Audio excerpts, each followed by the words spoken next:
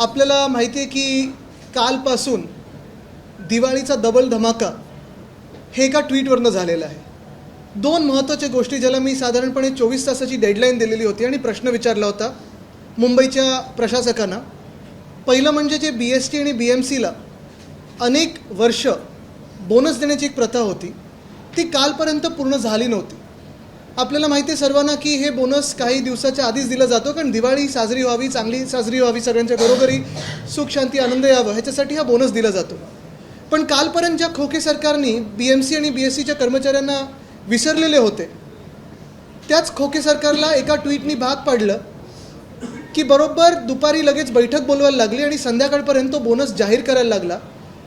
ही शिवसेना उद्धव बाळासाहेब ठाकरे या पक्षाची ताकद आहे. आणि साधारणपणे ज्या ज्या कामगारांनी BMCच्या कर्मचाऱ्यांनी मला हा मेसेज पाठवला होता की आदित्यजी अजून हे झालं नाही आहे काम, जरा आमच्या वतीने तुम्ही आवाज करा, आवाज उठवा आमचा, त्यांचे मी आभार मानतो आणि त्यांना देखील दिवाळीच्या शुभेच्छा देतो.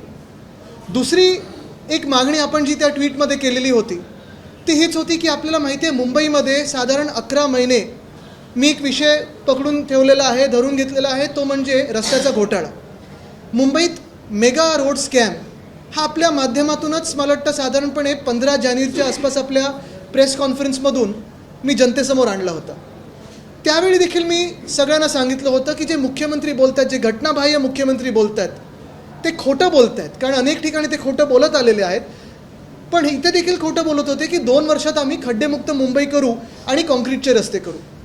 आपण पाहिलं असेल गेल्या ऑगस्टमध्ये म्हणजे ऑगस्ट 2022मध्ये 5,000 कोटीचे कॉन्ट्रॅक्ट्स हे साधारणपणे इश्यू झाले होते. मग ते रद्द केले कारण त्या कॉन्ट्रॅक्टर मित्रांना मुख्यमंत्र्यांच्या वाटलं की 5,000 कोटी फारच कमी आहे. मग त्यांची मागणी होती अजून एक 6,000 कोटीपर्यंत हे कॉन्ट्रॅक्टने 1,000 कोटींनी वाढवा. ते झालं. आणि जानेवारीमध्ये जेव्हा हे टेंडर पूर्ण झाल्यानंतर आपली प्रेस कॉन्फरन्स झाली तेव्हा 2 महत्त्वाचे विषय आपण मांडले होते, लोकांसमोर आणले होते. एक म्हणजे ॲडव्हान्स मोबिलायझेशन 625 कोटीचं आणि दुसरं म्हणजे साधारणपणे 400 कोटीचा फायदा जो ह्या कॉन्ट्रॅक्टर मित्रांना मुख्यमंत्र्यांच्या होणार होता. हे दोन्ही विषय मांडल्यानंतर अर्थात BKCमध्ये एक मोठा कार्यक्रम घेतला गेला, तिथे भूमिपूजन झालं, वर्क ऑर्डर घाईघाईत दिल्या गेल्या. पण जानेवारीपासून 31 मेपर्यंत कामाची सुरुवात कुठेही झाली नव्हती. थोडीफार इकडे तिकडे झाली असेल तर, पण तशी कामाची सुरुवात जी व्हायला पाहिजे होती ती कुठेही झाली नाही. पण आपल्या प्रेस कॉन्फरन्सेसमुळे, तुमच्यामुळे, प्रेसनी हा विषय धरून घेतल्यामुळे आपण पाहिलं असेल 625 कोटी ॲडव्हान्स मोबिलायझेशनचे आणि 400 कोटी जे फायद्याचे होणार होते त्यांना 8% 9% जे काही मिळणार होते ते सगळे रद्द केले गेले. म्हणजे आपल्या प्रेस कॉन्फरन्सच्या माध्यमातून तुमच्या सहकार्याने मुंबईच्या आपण 1,000 कोटी तिथेच वाचवले. आता परिस्थिती अशी झाली की पावसाळा निघून गेला, पावसाळ्यानंतर ते कामं सुरू झाली पाहिजेत, पण कामं होतच नाहीत. म्हणजे एक बघा तुम्ही, मी मागच्या प्रेस कॉन्फरन्समध्ये पण सांगितलं होतं की 21-22 वर्षाचे जे कामं आहेत 2,500 कोटीची त्यांना देखील सुरुवात कुठेच झालेली नाही आहे. कारण सगळीकडे कामं थांबवायला सांगितलेत, कारण ही कामं चालू नाहीत आणि ही कामं चालली आहेत असं कुठेही वाटायला नको. दुसऱ्या बाजूला ही 23ची जी कामं सुरू केलेत 6,000 कोटीची, कुठेतरी 1 मीटर खोदलं असेल, 1.5 मीटर खोदलं असेल, बॅरिकेड लावून ठेवले, पण रस्त्याची कामं जशी व्हायला पाहिजे होती ती झाली नाहीत. मुंबईत 31 मेपर्यंत 50 रस्ते पण पूर्ण करू शकले नाहीत, सगळे सेफ स्टेजला आणून ठेवले. हा सगळा पत्रव्यवहार मी करत होतो, राज्यपालांना भेटलो, आपल्या माध्यमातून हे सगळे विषय घेत होतो, म्युन्सिपल कमिशनरना प्रश्न विचारत होतो. आणि हे सगळं होत असताना कालच्या ट्विटनंतर जी टर्मिनेशनची नोटीस मुंबई महानगरपालिकेने काढली होती त्याच्यावर रात्री मला वाटतं 10:30-11 वाजता प्रशासकांनी म्हणजे म्युन्सिपल कमिशनर यांनी सही केली आणि दक्षिण मुंबईचे जे कॉन्ट्रॅक्टर आहेत त्याच्यात 1,680 कोटीची जी कामं होती ती आता टर्मिनेट केली गेलीत. कदाचित साजरा आम्ही पण करू शकलो असतो, बघा विजय झाला आमचा, आम्ही हेच सांगत होतो तुम्हाला, आम्ही पहिलंच सांगितलं होतं, हे करू शकलो असतो सगळं. पण एक जबाबदार मुंबईकर म्हणून आणि मुंबई 25 वर्ष मुंबई महानगरपालिकेतून जवळून बघत असताना, मुंबईची सेवा करत असताना ह्या अडचणी सगळ्या आम्हाला माहिती आहेत की मुंबई कशी चालवायची असते आणि मुंबई कशी चालते. एखादा रस्ता करायचा असतो, त्या रस्त्याच्या खालती 42 की 43 युटिलिटी असतात, 16 एजन्सीचे NOC घ्यायला लागतात, ट्रॅफिक पोलिसांची परवानगी घ्यायला लागते, तरच तुम्ही तो रस्ता करू शकता. आता दक्षिण मुंबईची सगळी जेव्हा मेगा पॅकेट कॅन्सल झाल्यानंतर माझा पुढचा प्रश्न मुंबई म्युन्सिपल कमिशनरना हाच आहे की हे तर तुम्हाला आम्ही 1 वर्षापूर्वी सांगत होतो की हे जे तुम्ही सांगताय हे शक्य नाही आहे. तुम्ही म्युन्सिपल कमिशनर म्हणून, प्रशासक म्हणून जरी बसला असाल तरी मुंबई जाणून घेणं गरजेचं आहे. नुसतं घोटाळे मुख्यमंत्री करू इच्छितात म्हणून तुम्ही त्यांना मदत करणं हे काही योग्य नाही. आता पुढची जी कामं असतील दक्षिण मुंबईतली ती कधीपासून सुरू होतील? एक तर टेंडर रद्द झाले मोठं, कारण कामच होत नव्हतं. तुम्हाला पहिल्यापासून सांगत होतो की हे 5 जे कॉन्ट्रॅक्टर झालेत ते सगळे बोगस आहेत, त्यांच्यावर तर प्रश्न विचारणारच होतो आम्ही. पण आता दक्षिण मुंबईतली कामं रद्द झाल्यानंतर किती दिवसात पुढचं टेंडर येणार? तुम्ही मोठ्या कॉन्ट्रॅक्टरकडे जाणार की जुने कॉन्ट्रॅक्टर्स त्यांच्याकडे जाणार? कामं न होण्याची जबाबदारी कोणाची? अधिकाऱ्यांची असणार की कॉन्ट्रॅक्टर्सची असणार? खरं तर दोघांची असायला पाहिजे. आणि मग हे टेंडर कधी निघणार? कारण आता बघा, नोव्हेंबर तर पूर्ण अर्धा तर निघून गेला. आता साधारणपणे मुंबईत काम करण्याचा सीझन जो असतो, फेअर सीझन, तो 1 ऑक्टोबर तो 31 मे असतो. ऑक्टोबर निघून गेला आहे, नोव्हेंबर अर्धा निघून गेला आहे, टेंडर येईपर्यंत डिसेंबर निघून जाईल. आणि मग कामं सुरू तरी कधी होणार की पुढच्या पण पावसाळ्यामध्ये ज्या रस्त्यांवर ह्या वर्षी खड्डे पडलेले तिथे परत खड्डे पडणार? वर्षानुवर्ष जी मुंबईच्या रस्त्याची कामं असतात टप्प्याटप्प्याने होतात, कारण वेगळ्या वेगळ्या प्लॅनिंग एजन्सी आहेत. BMC आहे, MMRD आहे, SRA आहे, म्हाडा आहे, BPT आहे, रेल्वेज आहे, सगळे आहेत. ह्यांच्यासोबत जी कामं करायची असतात तसं ह्यावेळी न करता काहीतरी उगाच आज कुछ तुफानी करते है म्हणून धडाकेबाज कामं सुरू केली, पण कामं कुठेही सुरू झालेली नाही आहेत. आजचं जसं हे टर्मिनेशन झालेलं आहे तसं मी जानेवारीपासून सांगत आलेलो आहे की सगळेचे सगळे कॉन्ट्रॅक्टर्स किंवा जी कामं आहेत ते बोगस आहेत. कॉन्ट्रॅक्टरचं मी एकसुद्धा नाव घेतलं नाही आहे अजूनही, कारण मला कॉन्ट्रॅक्टरशी वाद करायचा नाही, मी कधी करत नाही. कामं करणारे कॉन्ट्रॅक्टर्सच असतात. पण जी पद्धत वापरली गेली, माझा आक्षेप त्याच्यावर आहे. कॉन्ट्रॅक्टर्सवर तर आहेच आणि अधिकाऱ्यांवर पण आहे. कारण आता तुम्ही बघा, जी शहरातली कामं तर रद्द झाली, पण ईस्टर्न सबअर्बमधली जी कामं आहेत, 918 की 920 कोटीची काहीतरी कामं आहेत, ते कॉन्ट्रॅक्टर कोण आहेत बघा. ते कॉन्ट्रॅक्टर मुख्यमंत्र्यांच्या कोणाच्या जवळ आहेत बघा. आणि त्याच कॉन्ट्रॅक्टरचा जो चिपळूणमधला ब्रिज पडलेला आहे ते एकच आहेत. मग चौकशी काही झाली आहे का की तो ब्रिज जसा पडला तसा उद्या इकडचे मुंबईतले रस्ते कुठेतरी खड्डे किंवा असे एकदम काहीतरी त्याच्यात फूट पडेल आणि तुम्ही असंच पैसे काढले आहेत म्हणून दिवाळी साजरी करत राहा? मुख्य गोष्ट हीच आहे की आपण पाहत असाल, जे मी काल सांगितलं की बोनस काल शिवसेना उद्धव बाळासाहेब ठाकरेच्या पक्षाच्या भूमिकेमुळे आणि जे आम्ही खोके सरकारचं डोळे उघडून दिले त्याच्यामुळे काल BST आणि BMCच्या कर्मचाऱ्यांना मिळालं. पण अजूनही मला वाटतं महत्त्वाचा प्रश्न हा आहे की आज ते खात्यात जे पैसे आहेत ते जाणार की नाही, कारण अनेक आश्वासनं या घटनाबाह्य मुख्यमंत्र्यांनी महाराष्ट्राला दिलेत. अगदी दहीहंडीच्या मंडळांपासून सगळीकडे एकसुद्धा आश्वासन पूर्ण कुठे झालेलं नाही आहे. तसंच रस्त्याच्या कॉन्ट्रॅक्टरबद्दल पुढचा मार्ग काय? रस्त्याची कामं कधी सुरू होणार दक्षिण मुंबईतली? मला वाटतं परवा आपली प्रेस कॉन्फरन्स झाल्यानंतर रात्री BMCने काहीतरी उत्तर दिलं होतं की इथे आम्ही अमुक कामं सुरू केलेत, तिथे तमुक कामं सुरू केलेत.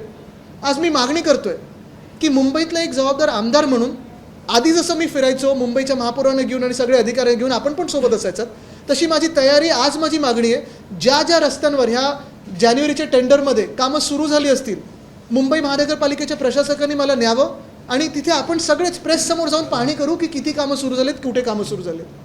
कारण आमचं सरकार तर येतच आहे, तुम्हाला माहिती आहे. सगळीकडे वातावरण आहे की महाविकास आघाडीचं सरकार येणार आणि आमचं सरकार आल्यानंतर ह्या घोटाळ्यामध्ये आम्ही सखोल चौकशी करणार म्हणजे करणार. आणि जे अधिकारी आणि जे कॉन्ट्रॅक्टर ज्यांनी चुकीचं काम केलं असेल त्यांना जेलमध्ये टाकल्याशिवाय राहणार नाही. कारण मुंबई लुटू देणार नाही, महाराष्ट्र लुटू देणार नाही. आणि आपण हेच पहा, प्रत्येक ठिकाणी आता स्ट्रीट फर्निचरचा जो पण घोटाळा आहे त्याच्यात मी पुन्हा एकदा बोलणारच आहे आपल्या माध्यमातून.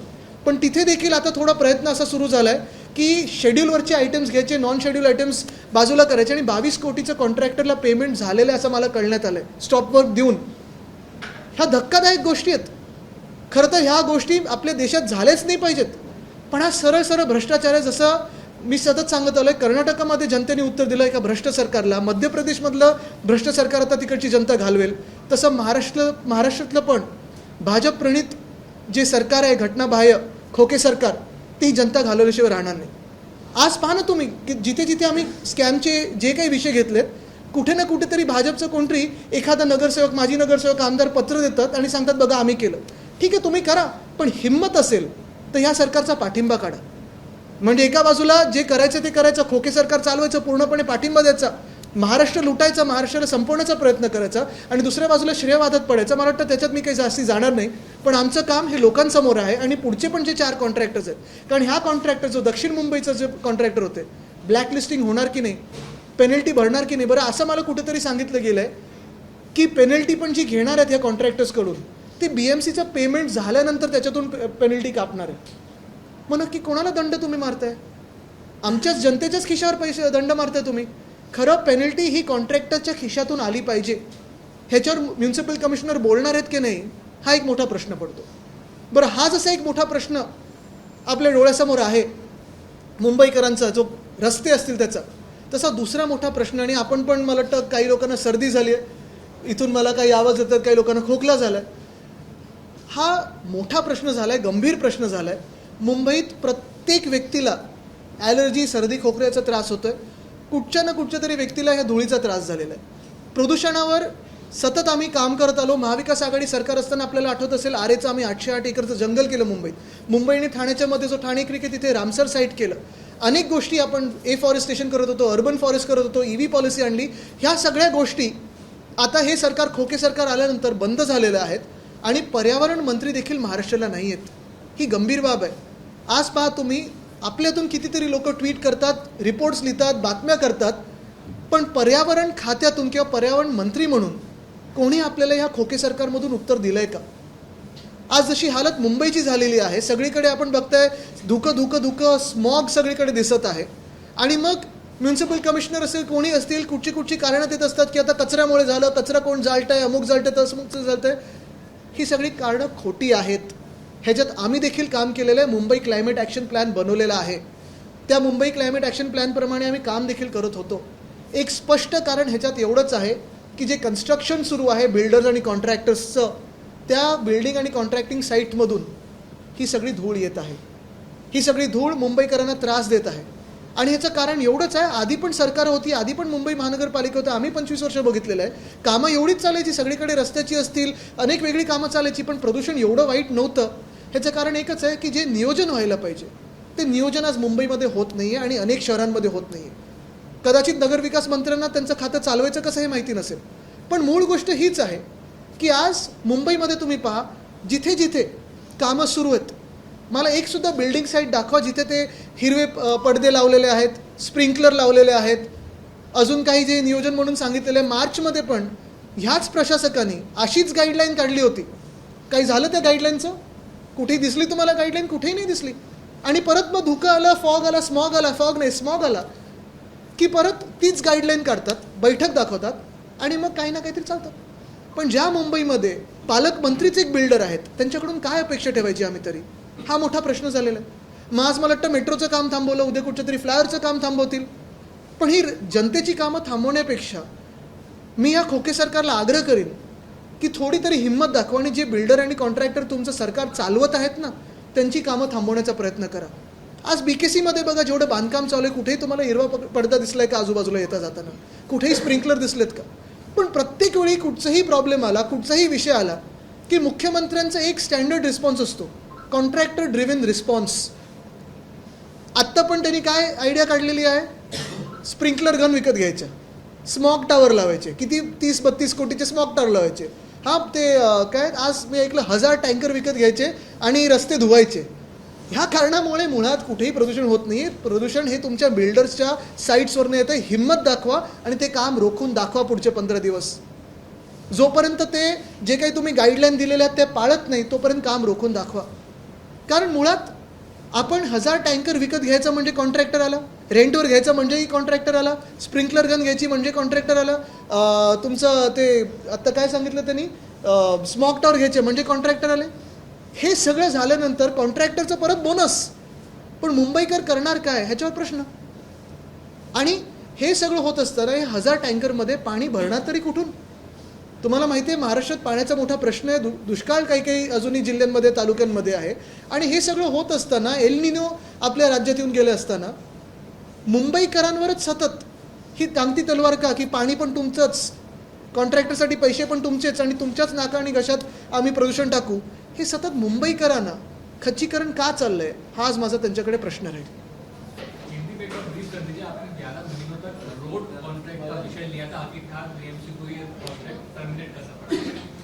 बिल्कुल.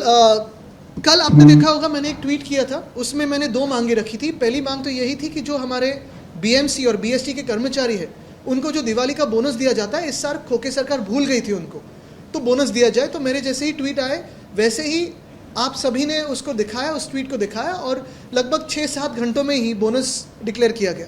वैसे ही दूसरी मेरी मांग थी कि जो एक कॉन्ट्रैक्टर है साउथ मुंबई के, दक्षिण मुंबई के, यानी वो कॉन्ट्रैक्टर तो रहते नहीं, लेकिन वहाँ के कॉन्ट्रैक्ट्स मिले, लगभग 1600 करोड़ के मिले उनको कॉन्ट्रैक्ट्स, उनके कॉन्ट्रैक्ट टर्मिनेट किए जाए, ऐसी फाइल बीएमसी के अधिकारियों ने म्यूनसिपल कमिश्नर के डेस्क पे रखी थी। तो भी वो झिझक रहे थे कि साइन करूँ कि नहीं करूँ, साइन करूँ कि नहीं करूँ, बॉस क्या कहेंगे, डेप्यूटी बॉस क्या कहेंगे, दूसरे डेप्यूटी बॉस क्या कहेंगे, इसमें ही उनका मन पूरा व्यस्त था। तो मैंने थोड़ी स्पष्टता लाई उनके मन में और मैंने कहा कर ही दीजिए साइन, अभी तो पूरा काम तो हो चुका है, रास्तों का काम तो बंद है, तो फाइल पे साइन कर दीजिए। तो कल एक टर्मिनेट हो गए। लेकिन जो दूसरे अन्य 4 कॉन्ट्रैक्टर्स हैं मुंबई में जिन्होंने कामों को शुरुआत नहीं किए, उनको भी ब्लैकलिस्ट किया जाए, ये मेरी मांग रहेगी। इन्वेस्टिगेट किया जाए, क्योंकि मैं लगभग 11 महीने से बोल रहा हूँ कि ये जो काम है रास्तों का, वो स्कैम है, स्कैम है, स्कैम है। और जैसे ही स्कैम, जैसी भ्रष्ट सरकार वहाँ भाजपा की कर्नाटका में थी और मध्य प्रदेश में है, दोनों जाने वाली है, वैसे ही यहाँ की जो मिंदे भाजपा की जो सरकार है वो भी जल्द जाएगी। एयर क्वालिटी से जूझने के लिए सीएम ने कई निर्णय लिए, 1000 टैंकर, स्प्रिंकलर्स, क्या कहना है? नहीं, सीएम अगर आप देखें तो जो इलीगल सीएम है उनका हर एक रिस्पॉन्स किसी भी विषय को लेकर हो तो कॉन्ट्रैक्टर ड्रिवन रिस्पॉन्स रहता है। अगर आपको क्रिकेट सही नहीं आता है तो चलो कॉन्ट्रैक्टर को बोलते हैं बैट नहीं खरीदते हैं, फुटबॉल सही नहीं आता है खेलने को तो कॉन्ट्रैक्टर को बोलते हैं फुटबॉल सही करते हैं। वैसे ही अगर आप देखें तो एयर पोल्यूशन का भी जो भी रिस्पॉन्स इलीगल सीएम का रहा है वो यही रहा है, कॉन्ट्रैक्टर ड्रिवन रिस्पॉन्स। 1000 टैंकर्स लाएंगे कहाँ से, कब तक आएंगे, स्प्रिंकलर्स कब तक लाएंगे, स्मोक टावर्स बिठा के कोई फ़ायदा है क्या? मैं भी पर्यावरण मंत्री करके काम कर चुका हूँ, लेकिन कभी भी ऐसे जो कॉन्ट्रैक्टर ड्रिवन रिस्पॉन्स होते हैं उसमें कभी मैं गया भी नहीं, क्योंकि इससे कोई फ़ायदा किसी का होता नहीं है, जनता का फ़ायदा होता नहीं है। शायद उनका फ़ायदा हो सकता है लेकिन जनते का नहीं। 1000 टँकर घेऊन रस्ते धुण्याचा जो संकल्प आहे किंवा ही भूमिका आहे कितपत पटणार आहे, यामुळे काय हास्यास्पद आहे। मला वाटतं थोडा अभ्यास करून आणि विचार करून जर त्यांनी पावलं टाकली तर चांगलं होईल। काय आहे ना की कॉन्ट्रॅक्टर्सची मदत करायची सरसकट, म्हणून काही करायचं, थोडं तरी पटणारं खोटं बोला, थोडं तरी शिका मित्रपक्षाकडून। एक मिनिट, इथे इथे असं एक एक करू।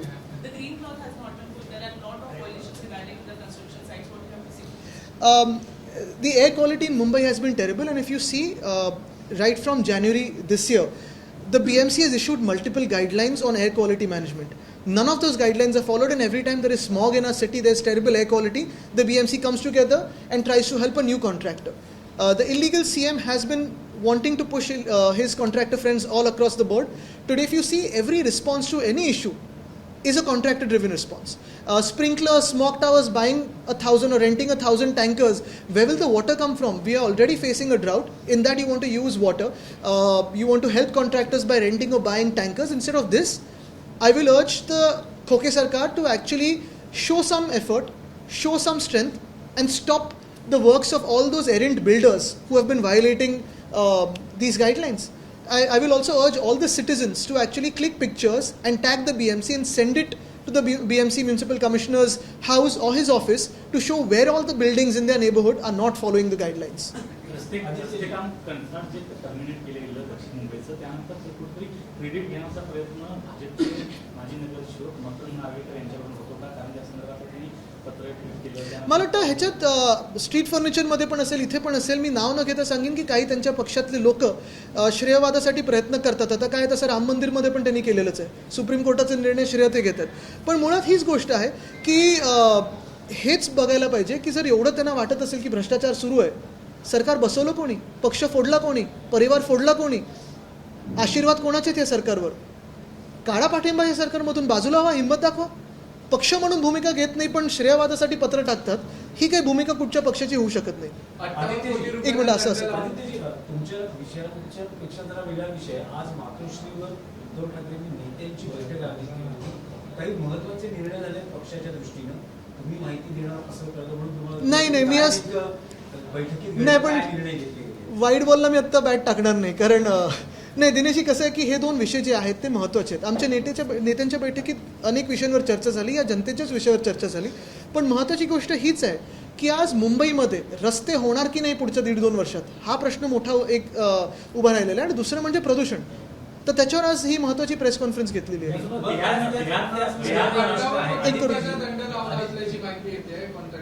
दंड लावलेला आहे बरोबर आहे, पण हे साधारणपणे मला मेपासून ऐकू येते ते दंड वाढत चाललेला आहे, पण दंड भरणार कोण? म्हणजे आत्ता तरी कंडिशन अशी आहे, मला माझ्या कानावर आलं की जे पेमेंट BMC ह्या कॉन्ट्रॅक्टरनं करेल त्याच्यातून हा दंड कापला जाईल. खरं तर हा दंड त्यांच्या बँकेच्या अकाउंटमधून घेतला पाहिजे, ब्लॅकलिस्ट केलं पाहिजे, FIR टाकली पाहिजे, चौकशी झाली पाहिजे. कमीत कमी दंड त्यांच्याकडून तरी घ्या तुम्ही काढण्यापेक्षा. म्हणजे दंड लावता आणि दंडवट घालता, हे कुठचं प्रकार झाला? तुम्ही वारंवार उल्लेख करतात की बोगस टेंडरिंग. बोगस टेंडरिंग म्हणजे नेमकं काय होतं? बोगस टेंडरिंग म्हणजे आपल्याला आठवत असेल त्यावेळी मी ब्लॉग पण लिहिला होता. 5 कॉन्ट्रॅक्टर्स मोठे आणले आणि 5 कॉन्ट्रॅक्टर्सना 5 पॅकेट्स दिले मुंबईचे. त्याच्यात बरोबर प्रत्येक कॉन्ट्रॅक्टर जो जिंकला आहे कॉन्ट्रॅक्ट त्याला 7 ते 9% जिंकायला दिलेला आहे, जो हरला त्याला 9 ते 13% दिलेला आहे, आणि प्लस त्याला 18% वेगळा GST आणि 8% वेगळा बेनिफिट दिलेला आहे. हे लोकांसमोर हे ओपन शट केस आहे करप्शनची. ही करप्शनची ओपन शट केस आहे. पण हे असं कोणी कोणी पत्र टाकण्यापेक्षा चॅलेंज देतो, सरकारमधला पाठिंबा काढा. बिहारमध्ये नितीश कुमार सरकारनं आता 50%पेक्षा जास्त आरक्षण देणार निर्णय घेतला. महाराष्ट्रात तिथे तसं व्हायला पाहिजे आणि मराठ्यांना आरक्षण दिलं गेलं पाहिजे का, काय नेमकी? त्याच्यावर मला वाटतं उद्धव साहेबांनी भूमिका मांडलेली आहे स्पष्टपणे, पण आज ह्या 2 विषयावर मी मांडीन, त्याच्यावर वेगळं आपण बोलूच.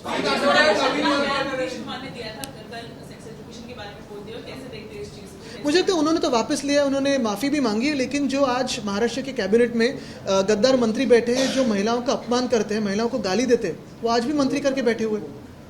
तो भाजपा को क्या न्याय बनता है कि उस पर बात करें? तो यही बात है, किसी भी महिला पे कोई भी कुछ शब्द बोले तो वो उसकी निंदा होनी चाहिए. लेकिन हमारे महाराष्ट्र के कैबिनेट में ऐसे भी लोग हैं जिन्होंने गाली गलौज की है, टीवी पे की है, गालियाँ दी है, आज मंत्री बन के घूम रहे.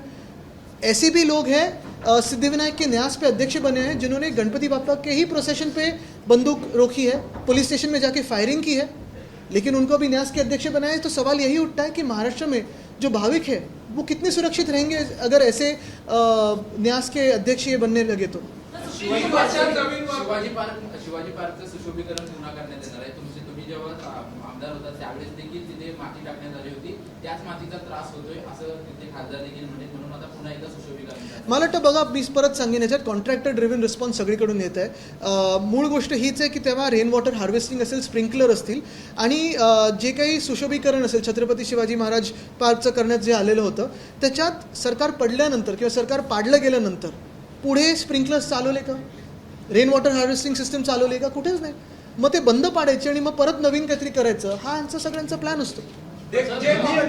पर्यावरण के मुद्दे पर राज्य में पर्यावरण मंत्री नहीं है, जो मौजूदा स्थिति है उस पर सरकार की तरफ से जो इंतजाम करने का दावा किया जा रहा है उस पर आपका क्या कहना है? मुझे लगता है राज्य में तो पर्यावरण मंत्री है ही नहीं, लेकिन अगर आप देखें तो दूसरे भी जो अन्य मंत्री है उनका भी काम कैसे चल रहा है उस पर भी एक विचार करना ज़रूरी है. उद्योग मंत्री है लेकिन उद्योग आ रहे नहीं है, FDI आई नहीं, नई FDI का 1 रुपया नहीं आया. हमारे कृषि मंत्री हैं लेकिन अगर आप देखें तो किसानों की आत्महत्या सबसे ज़्यादा हमारे महाराष्ट्र में चल रही है. ऐसे सारे जो विषय है, ये सरकार जो है खोखी सरकार व्यस्त है अपनी सरकार बचाने में, लेकिन आज भी जनता की कोई सुन रहा नहीं है.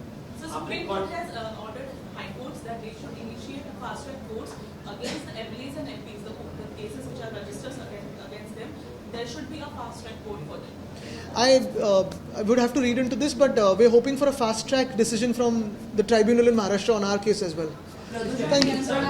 जे स्मॉक टॉवर्स मुंबईमध्ये बसवण्यात येणार आहेत ते दिल्लीमध्ये टेस्ट केले गेलेत आणि ते तिथे फेल झालेत, बरोबर. तर ते मुंबईमध्ये आल्यानंतर काय त्याचा परिणाम होईल तरी सुद्धा मला वाटतं कॉन्ट्रॅक्टर्सची मजा चालली. आपण बघतोय कॉन्ट्रॅक्टर्सचं जे काही धमाल चालली आहे राज्यामध्ये, बिल्डर कॉन्ट्रॅक्टर आल्यानंतर, सगळे सरकार बसल्यानंतर, हेच स्मॉक टावर्स, मी पर्यावरण मंत्री असताना माझ्यासमोर देखील हा विषय आलेला होता आणि मी त्यावेळी देखील हेच सांगितलं होतं की कुठेही स्मॉक टावर्स लावून काही फायदा कोणाला होणार नाही आहे. कदाचित कॉन्ट्रॅक्टर्स न होईल, जे मंत्री आता लावायला यांना भाग पडत असतील त्यांना होईल, पण स्मॉक टावर्स लावून जनतेला काही फायदा होत नाही.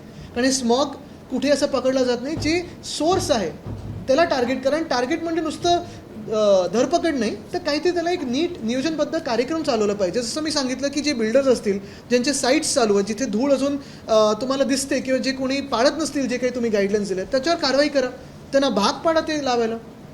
पोलीस प्रशासनावरती आणखी प्रश्नचिन्ह होत आहे. जसं ललित पाटीलला रुग्णालयामध्ये सेवा पुरवली पोलिसांकडून, तसंच आणखी एक व्हिडिओ व्हायरल होता ज्यामध्ये पोलीस पैसे घेऊन काही वस्तू या कैद्यांना पुरवतात, असा एक व्हिडिओ व्हायरल झाला आहे. ज्या राज्यामध्ये सिद्धिविनायक मंदिराच्या न्यासावर किंवा त्या ट्रस्टवर अध्यक्ष म्हणून एका अशा व्यक्तीला बसवतील जिथे त्यांनी बंदूक गणपती बाप्पाच्याच मिरवणुकीत रोखली भाविकांवर, मुंबईकरांवर, दादरकरांवर, पोलीस स्टेशनमध्ये जाऊन फायरिंग केलं, त्यांच्यावर आर्म्स ॲक्टची केस झाली, ती गोळी आली हे पण पोलिसांनी सांगितलं, नुसतं गृहमंत्र्यांनी काय सांगितलं यांनीच फायर केली की नाही हे माहिती नाही. तर एवढं जर पोलिसांचे तुम्ही हात बांधून ठेवत असाल आणि त्यांना अध्यक्ष करत असाल तर अशा राज्यामध्ये न्याय तरी काय अपेक्षित करायचं आपण? तर पोलिसांचे हात बांधलेले आहेत आणि पोलिसांच्या मागे किंवा पोलिसांना कोण चालवत आहे? तसंच मी त्यावेळी पण बोललो ना, जालन्यामध्ये लाठीचार्ज करायला कोणी लावला? जनरल डायर कोण आहेत? तसंच दुसरे जनरल डायर तुम्ही आता त्या सिद्धिविनायक टेम्पल ट्रस्टवर बसवलेत. तुम्ही बघा, विचार करा, मुंबईसारख्या शहरामध्ये, दादरसारख्या मतदारसंघामध्ये गणपती बाप्पाच्या मिरवणुकीत जी व्यक्ती, जी जबाबदार व्यक्ती, जे आमदार आहेत, गद्दार जरी असले तरी आमदार आहेत, त्यांनी बंदूक धरली, हे टी व्हीवर दिसले, तुम्ही सगळ्यांनी दाखवलंय. अशा व्यक्तीला तुम्ही त्या नाशाचे अध्यक्ष करू शकता? मग काय अपेक्षा करायची? एबीपी माझा, उघडा डोळे बघा नीट.